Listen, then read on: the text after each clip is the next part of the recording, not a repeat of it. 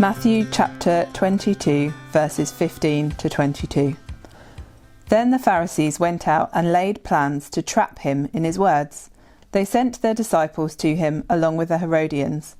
"Teacher," they said, "we know that you are a man of integrity and that you teach the way of God in accordance with the truth.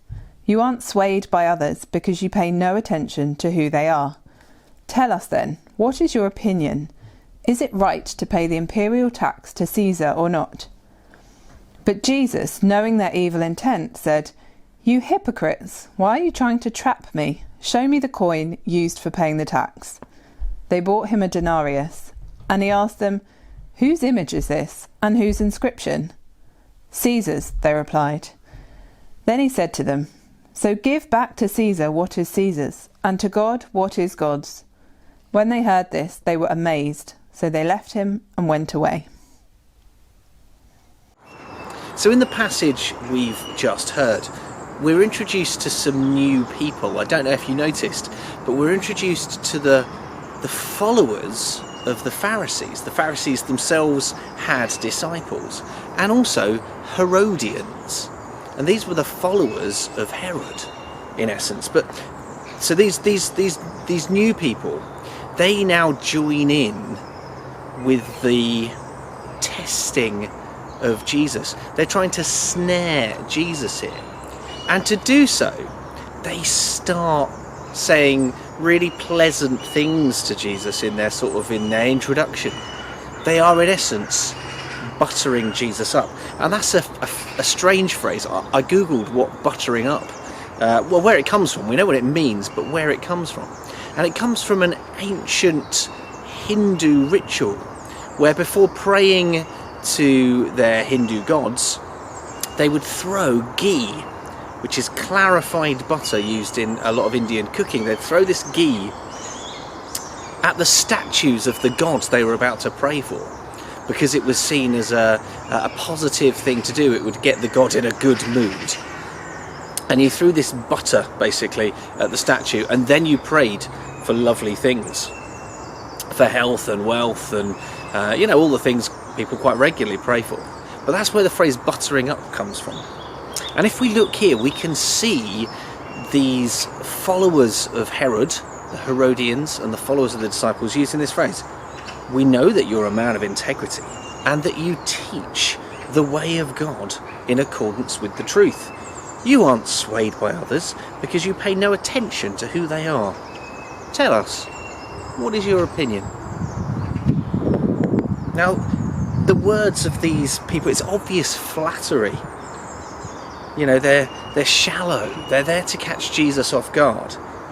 It's an attempt to puff Jesus up, to make him feel that maybe these guys are honest followers or just saying lovely things about him. They're trying to trip Jesus up, snare him into a mistake. Jesus doesn't fall for it though. He can't be buttered up into making a mistake. Jesus can see the deceptive hearts of those questioning him here. He can see the motivation. They are trying to trap Jesus in his own words. How can he answer this one right? How can he get it correct?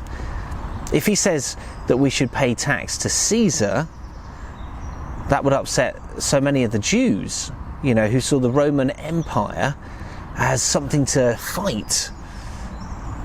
Jesus could be seen as a collaborator. And if he says no to paying tax, well, he upsets risking the Romans, who would have seen this as an insurrection. This question is impossible to answer. Or is it? Jesus' words are wise and considered, and they bring us back to God the Father in the garden beautifully. First, Jesus identifies the main problem in verse 18. Jesus sees the wickedness of the people. Again, this theme of Jesus being able to see clearly into the hearts of people, to judge their character and intent. And surely that's miraculous. I can't do that. Not always, but Jesus can. Well, we can see that this miraculous ability to see into people's hearts and know their motivation, that's clear for us to see here. And then Jesus calls them out. You hypocrites, why are you trying to trap me? And then, ironically, one of them, either the followers of the Pharisees or the Herodians, well, they have a coin with them. A coin on them, possibly showing how they really feel about the answer to the question. After all, to have the Roman coin on them, there were some zealots who would have been incredibly upset by that.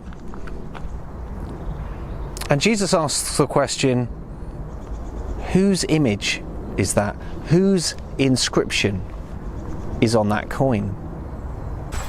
And this is where our Garden of Eden mind becomes awakened.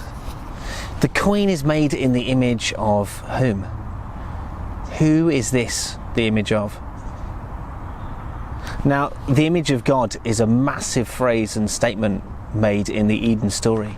In Genesis 1:26 and 27, God makes humanity in his image, in his likeness.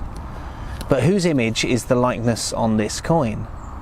And the Greek word here is icon. Whose icon is this? Jesus asks. Well, Caesar, they answer. And it would have been Augustus Caesar's son, Tiberius. And on the back of the inscription, in essence, on the denarius, would have read, Tiberius Caesar, son of the divine Augustus. Now, God is making a judgment here, but also on the divinity of these human kings. Now, the understanding of the day was that the image and inscription on the coin meant that the coin was actually the property of the person on the coin, and they had kindly distributed their wealth to people to temporarily have access to.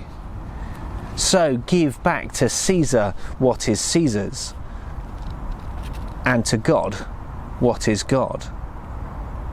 Jesus answers it beautifully. So we understand here, of course, that Jesus has no issue or problem with giving money back to Caesar. It's his face, it's his inscription, and after all, it won't get you into heaven. But the second half, give to God what is God's, that is our main challenge. And it's the one we hide behind a little. We're happy with the coin being made in Caesar's image, with giving that back to him. But who is made in the image of God? Well, we are. And all we need is to give the whole of our lives to him, the one in whose image we are made.